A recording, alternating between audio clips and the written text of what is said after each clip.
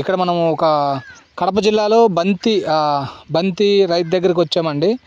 Okay, so మాట్లాడదాం. So ఏ ఊరండి మీది?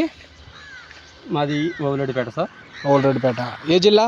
కడప జిల్లా సార్. కడప జిల్లా. ఓకే, ఈ బంతి మీదేనా? అవును సార్. ఎన్ని ఎకరాలు వేసారు బంతి? ఇది 3/4 ఎకరా వేసారు సార్. 3/4 ఎకరా. ఓకే. సో ఈ ఆప్సైట్ వాడారా?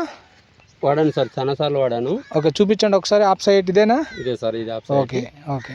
ఏ విధంగా వాడారు? నేను ఎరువుల్లో వాడాను సార్. ఫస్ట్ ఎకరాకు మొత్తం 3/4 ఎకరా 1/4 లీటర్ వాడాను ఎరువుల్లో. ఓకే. 2 సార్లు వాడాను సార్, 1/4 లీటర్. ఓకే. ఇది వరకు ఇంత సైజు వచ్చేది కాదు సార్ బంతి. ఓకే.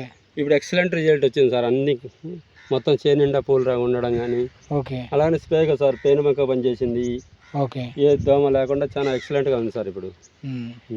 బంతి రైతులు ప్రతి ఒక్కరు వాడొచ్చు అంటారు? ఎక్సలెంట్గా వాడాలి సార్. వాడితే కానీ వాళ్ళకి ఎక్కువ ఫలితం ఉంటుంది, క్వాలిటీగా ఎక్కువ దిగుబడి వస్తుంది సార్. మార్కెట్లో మీకు ఎలా ఉంది?